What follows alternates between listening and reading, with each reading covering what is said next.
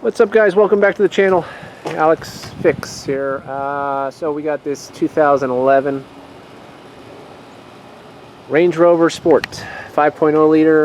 I had my mechanic buddy go ahead and do the valve cover gasket. It was leaking pretty bad oil, and these are pretty common with these trucks. So I had him do this side, and he already did the driver's side a few months back. But we're gonna go ahead and take a peek underneath and clean it up and do an oil change as well. So let's see if we can get this done. Alright, so I already dropped the belly pan, and you can see from all that oil leaking down on there and just collecting dirt and grime, and looks pretty bad. So we're going to clean this up. Took 1, 2, 6 bolts, I think that's what I took out of it. It might have been missing 2, but it's a pretty heavy piece of steel. So we're going to clean that up, and then we're going to get underneath here and we're going to spray some degreaser and rinse it with some water just to clean up all the mess this oil made. Alright, so I just sprayed the underbelly of this beast with degreaser, some heavy duty degreaser. Hopefully it'll give it a few minutes to work, and then I'm going to spray it down with some water and then another coat of degreaser if it needs it. I soaked this thing in degreaser, hopefully. I mean, look at this, it's terrible. All that oil caught all the dirt from the road.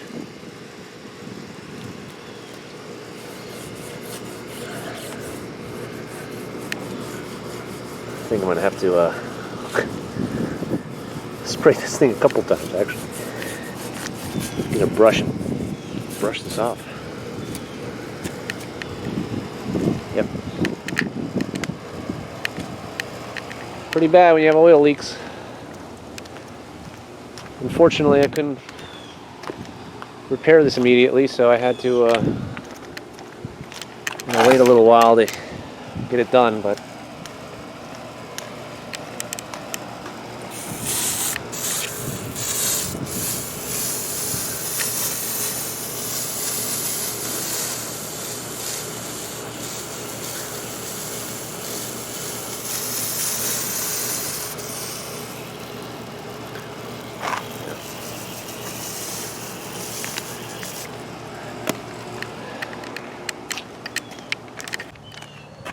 alright, belly plate is nice and clean. Just letting it dry. And yeah, I mean, it has no purpose. I didn't really have to clean it, but I mean, do you really want all that nasty crud and grime build up on a luxury vehicle, right? Truck's actually been really good, believe it or not, from the horror stories I've heard of Land Rovers. But update on this truck. So she started running weird the other day, and I started to do a video on it, and I just kind of got distracted and disappointed with some of the problems I was having. So I was losing power at temperature. The truck was not wanting to accelerate, not wanting to shift. When it was cold, it was fine. I was trying to do some research online and figure out if anybody else had that issue. And I said, you know what, I'm going to check the oil filter. Check your oil filters, guys. So this was gnarly as hell. This has been sitting outside for a couple days, but this was all goo and grime and just sludge, and it was all in the fuel, in that fuel basket where the fuel filter goes. The water separator wasn't that bad, but you could see some of the remnants on there, and I believe some of that stuff was getting through and clogging my injectors up. So I drained the whole fuel system. I drained the tank, and stuff came out of the tank, and gave it a couple of flushes of fuel, and then I had to reprime the system, crack open the injectors to get the air out, and then what I did was I did a seafoam flush. So I came across some videos about people doing seafoam to clean up diesel injectors, and sure enough, this method worked. I thought I was going to have to pull these injectors and start cleaning them, and I still might down the road, but right now I ran this truck for about 40 minutes the other day and it didn't have that problem. It was giving me when it was giving me that issue, it won't have that hesitation problem or anything like that. But I think the seafoam will clean them up. If not, and I get more hesitation or unexpected acceleration, then I'll have to start cracking open some of these injectors. But as of now, this truck is back in order, and she'll start right up and purr like a 6.5 purrs.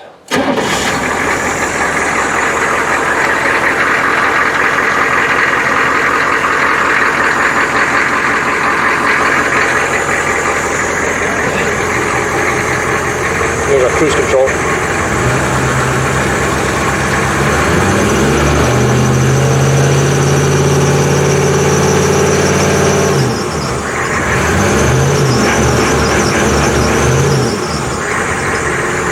Yeah, so that's the update on this truck. Now I got to get an oil reservoir so I can dump the oil out of that truck. So let's see what we can find over here. Alright, so I rinsed her off. She's looking a lot cleaner. I know you can't really tell, but still water dripping off of her. I started it up, let it get to temperature, and now we're gonna undo our oil bolt. Our oil drain bolt is right over here. And I'm trying to hold this camera up straight. And it feels like a 12 or 13 millimeter. So I'm going to go ahead and drain this out and get the next step going here. Alright, we got the oil drained. It doesn't really look like there's much oil. Maybe it was low, but it kept reading it was full. And this is a pain in the butt. So if you haven't done this, the oil filter's up here. I luckily have one of these and one of these rubber ones to try to get it going. So, and even after you get it cracked, it's a pain in the ass. So, and here's our oil filter, and we'll dump this, put the new one in. Which this one almost looks like a Can-Am style oil filter, but I don't think it is. It definitely needs to be changed. That's this SCP one.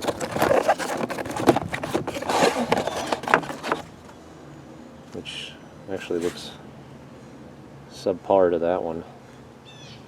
This one looks really good, but good quality, good brand, whatever it is. It's like braided. Maybe you guys know, but I'm thinking that this is a Can-Am, whatever you want to pronounce it. But I don't see anything on here, and I honestly don't know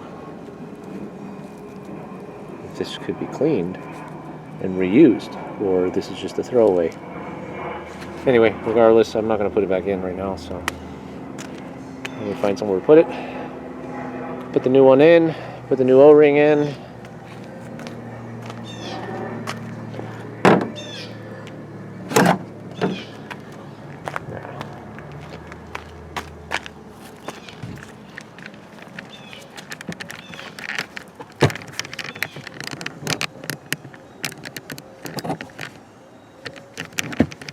Come on. Behind the scenes footage. Yeah. The metal looks good in there. Nice and clean.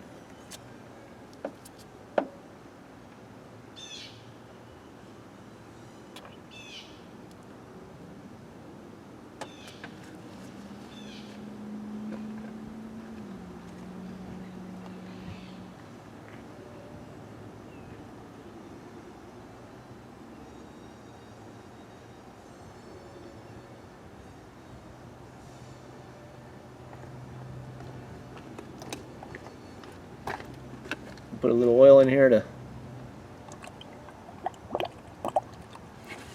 give it a little flush.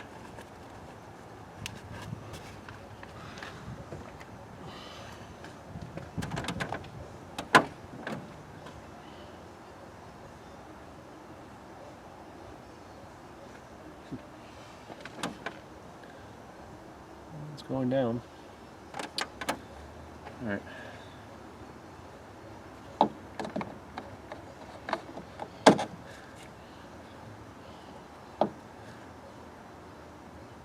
Well, at least it's made in Korea, not China, right?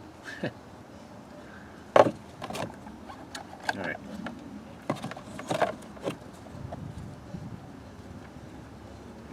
Got the new O-ring. I'm gonna pull that oil out.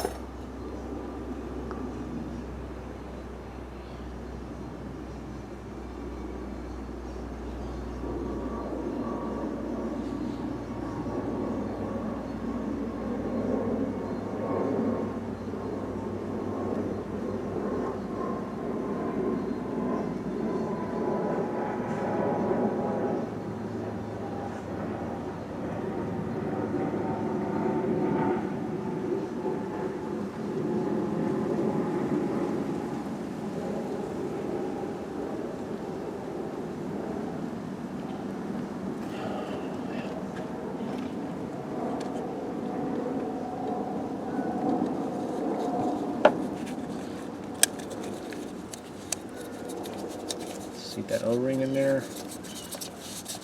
Give it a little lube. And the oil in my hands.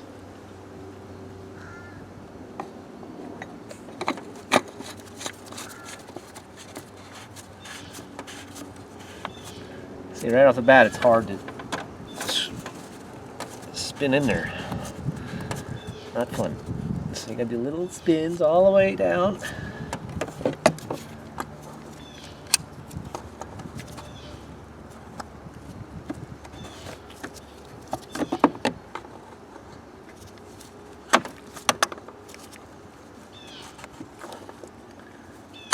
Not fun.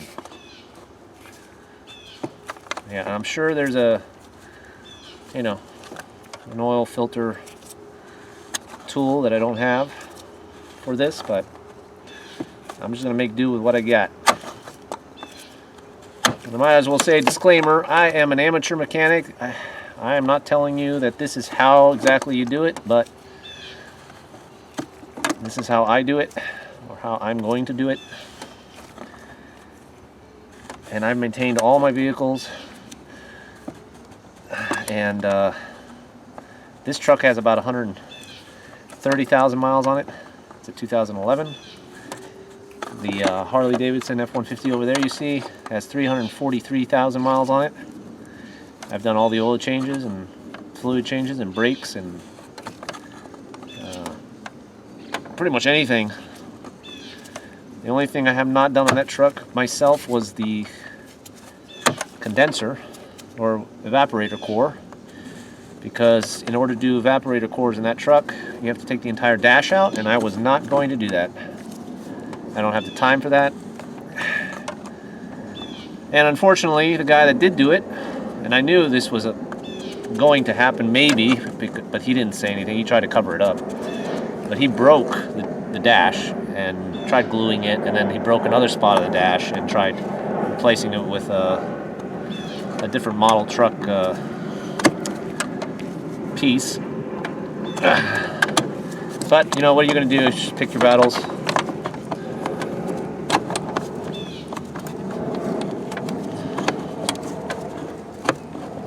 I did have a V6 Dodge Charger, which was a pretty good car.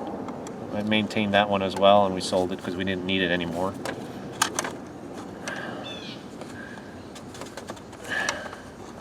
I am really messing this thing up with the teeth on this thing, but I just need to tighten it a little bit so I can make sure we don't have a leak here.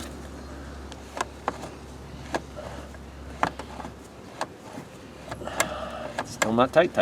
Still got a few tight turns here. And we're at where we need to be, I think. Okay.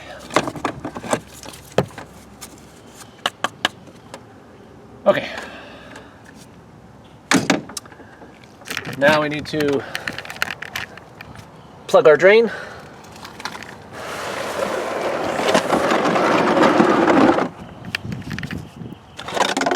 Pull the black gold out of the way. She's still dribbling a little bit here. Let's see if I can get this set up here so you guys can see. Maybe.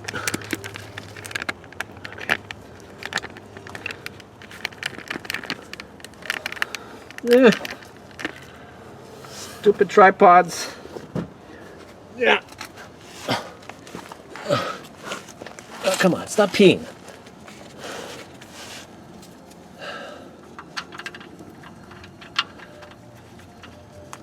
Oh yeah, she's a lot cleaner now. Damn, it looks a lot better. It was an oil nightmare down here from that leak.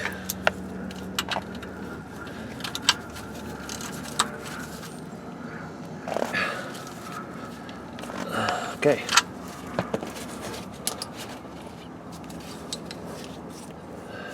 That sucks. Well, now I need to get a rag and stop that from going onto the driveway. Oh, God, my back. Yeah.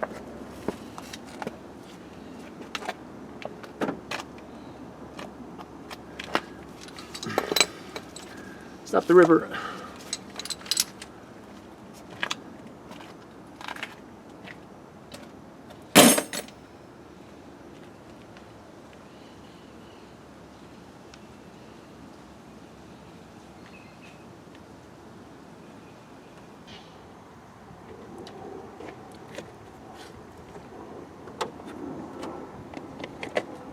Apparently this truck takes about 8.5 quarts of oil. I like to put a little additive in sometimes to kind of help extra zinc. Coat the rings and the cylinders, especially when you get into the higher mileage realm.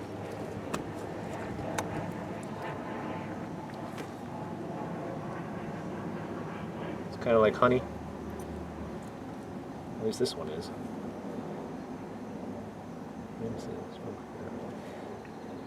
Well, this is different. This is not the one I would usually use. I'm just going to use a little bit of this one.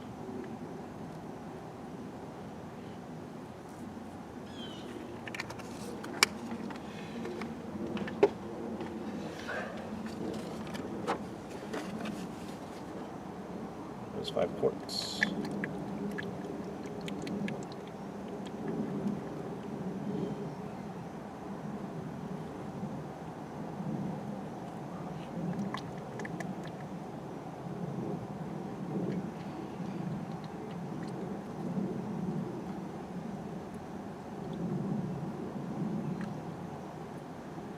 Actually, the truck is kind of level right now. It's not up. It appears to be up, but it's not, because the driveway's slanted.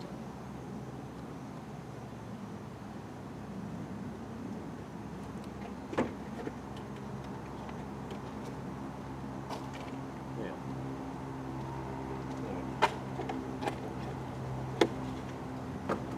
Well, that was 5 quarts. Now we're going to use 3.5 out of here. 3. So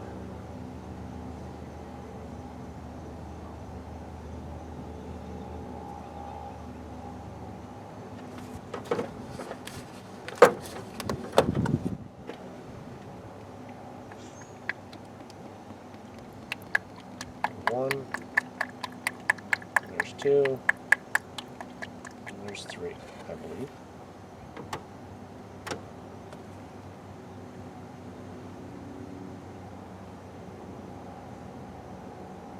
Half.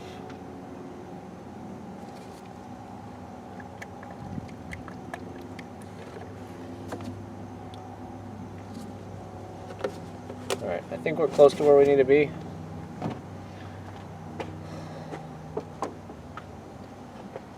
Turn it on, cycle it. There is no dipsticks on these trucks, so you have to use the electronic indicator, which is a pain in the butt sometimes, because sometimes it wants to work and sometimes it doesn't, in terms of whether the motor is warm enough for it to work. I don't know. They're a pain in the butt in my opinion. I'd rather have a good old-fashioned dipstick.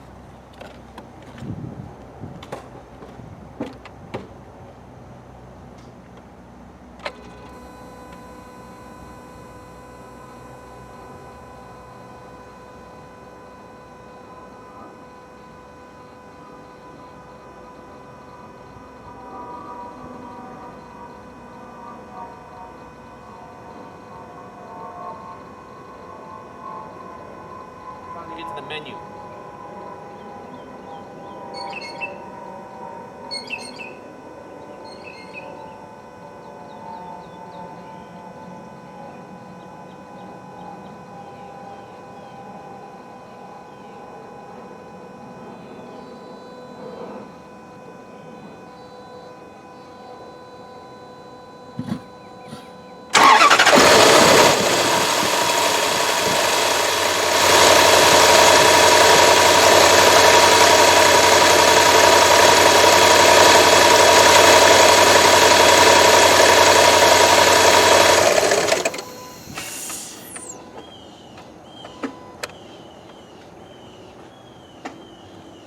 Almost lost the camera there.